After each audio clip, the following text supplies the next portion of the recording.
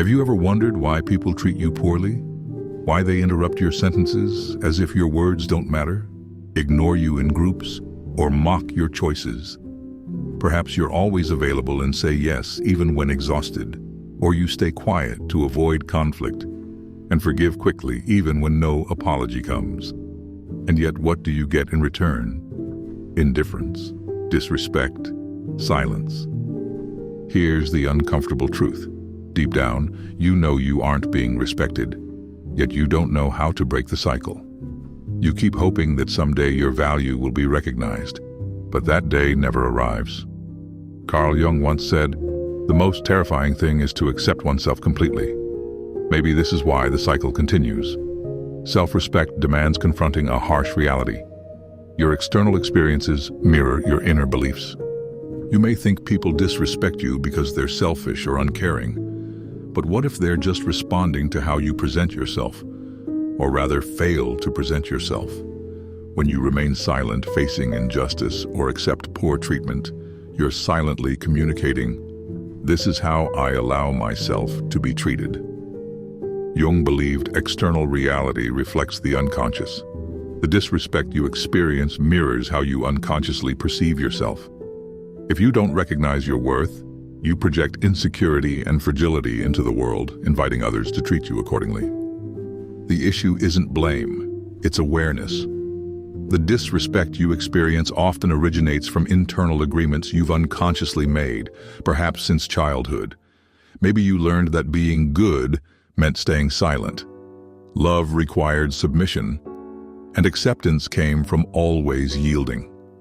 As an adult, these scripts continue influencing your interactions, keeping you trapped in patterns of disrespect.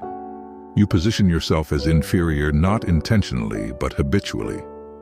Unless you consciously break this cycle, it persists despite changes in location, jobs, or relationships. Jung said, "Until you make the unconscious conscious, it will direct your life and you will call it fate." Your life will continue reflecting your hidden beliefs about yourself.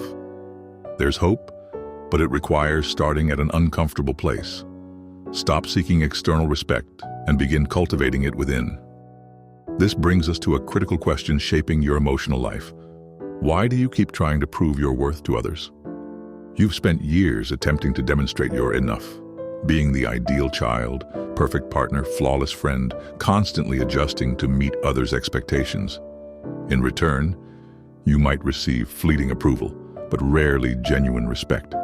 People who constantly please become easily manipulated. This trap of external validation is one of the cruelest illusions of the human psyche. Carl Jung described the persona, the social mask we wear to gain acceptance. While necessary, identifying too strongly with this mask disconnects you from your true self. You risk becoming a polite ghost, likable but invisible, pleasing but never truly respected. Seeking acceptance is natural, but problems arise when approval becomes your identity's foundation. A compliment uplifts you, criticism devastates you. Thus, your self-esteem becomes entirely dependent on others' opinions. You strive endlessly to appear indispensable, believing respect requires perfection. Yet the harder you try proving your worth, the clearer you communicate your insecurity. Those who genuinely respect themselves don't beg for recognition. They don't exchange favors, hoping for love, or suppress themselves for approval. Self-respect means being comfortable with occasional disapproval, understanding it's the price of authenticity. Breaking the cycle begins with abandoning the deeply rooted idea that respect must be earned externally. True respect is internally rebuilt. It starts when you decide to stop bending to others and embrace authenticity. This crucial shift typically starts with a deceptively simple but powerful act: learning to say no. You've likely been conditioned to believe that setting boundaries is selfish, cold, or insensitive. So, when someone crosses your boundaries, you remain silent, believing you're compassionate or mature. But each time you stay quiet, you gradually erase yourself. The world does not respect those who don't respect themselves. Respect isn't negotiated, it's asserted firmly yet calmly. And the first genuine assertion is saying no. Saying no communicates clearly that your boundaries are real, your energy precious, and your time valuable. However, guilt inevitably appears when you first set boundaries, causing doubt and internal conflict. Jung reminds us that individuation, the journey to becoming authentically yourself, involves confronting this internalized habit of constant compliance. Genuine acceptance should never cost your dignity or identity. Ready to reclaim your self-respect? Start by refusing situations that drain you, setting clear boundaries and courageously saying no. It will be uncomfortable at first, but discomfort is the price of reclaiming yourself. Every time you say no to the world, you're saying yes to yourself. And that simple yes is the starting point of something powerful, the return of your voice, your authority, and your right to exist without needing permission. But let's go deeper. The real reason you struggle to set boundaries doesn't lie in surface-level behavior. It lives in your shadow, the repressed parts of your psyche you've spent years ignoring. Carl Jung called the shadow everything we deny in ourselves: anger, pride, strength, the will to protect. These traits were often punished in childhood, so we buried them. You may have learned early on that saying no was wrong, that expressing anger made you bad, that love had to be earned through silence and obedience. So you became pleasant, agreeable, always adapting to others. But while that persona helped you survive, it came at a cost: your power. And that power didn't disappear, it sank. If you find this helpful, and this is resonating with you, don't forget to click the subscribe button so you won't miss new videos coming every other day. Your support truly means a lot. Thank you. Your shadow still lives inside you. It's the reason you freeze when you should speak. It's the quiet voice that whispers, "Stay silent," even when your soul screams for justice. You've likely tolerated disrespect, stayed in draining relationships, or allowed your time to be stolen, then blamed others. But the truth? It wasn't just their fault. It was your fear of reclaiming what you repressed. Fear of being seen as selfish, difficult, or too much. But boundaries aren't selfish. They are a form of self-respect. Jung taught us, what you don't own within owns you. Repressed anger becomes passivity. Buried confidence becomes insecurity. Ignored instincts become anxiety. Until you integrate what you've denied, you will remain at the mercy of others. You won't fix this by being nicer. You fix it by becoming whole, not cruel, not aggressive, but complete. That begins with owning your anger, your voice, your right to exist without shrinking. Only when you accept the shadow can you step out of the cycle of approval and start building true respect from within. So where do you start? With practice. Daily, conscious, internal practice. Here are 5 tools to begin restoring self-respect. Start by using discomfort as your guide. Whenever something feels wrong, pause. Don't rationalize or excuse someone's behavior.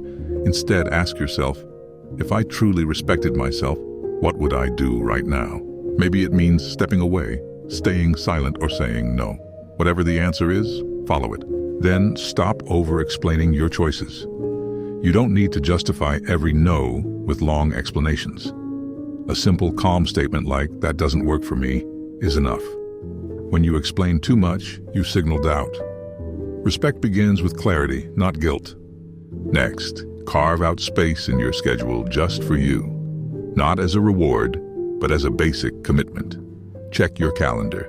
If there's no time reserved for yourself, that's a form of self-abandonment. Make yourself non-negotiable. Also, when someone crosses a line, don't explode or go silent. Take a breath, then say what needs to be said. I don't accept that. No drama, no apology, just truth, spoken with strength and calm. Finally, look around you. Are you surrounded by people who lift you up or people who drain you? The company you keep matters more than you think. If someone only shows up when they need something, step back quietly. Those who truly value you will notice. Those who don't, never did. These tools are simple, but not easy. Years of conditioning taught you to please in order to feel loved. Breaking that takes repetition, clarity, and patience. But the more you act from self-respect, the less space there is for being disrespected. There's one more layer we must face: the fear of being alone. This is the final chain.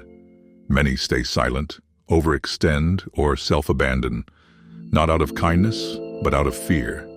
Fear that if they stop pleasing, they'll be left. But Jung warned us, until you make the unconscious conscious, it will direct your life, and you will call it fate.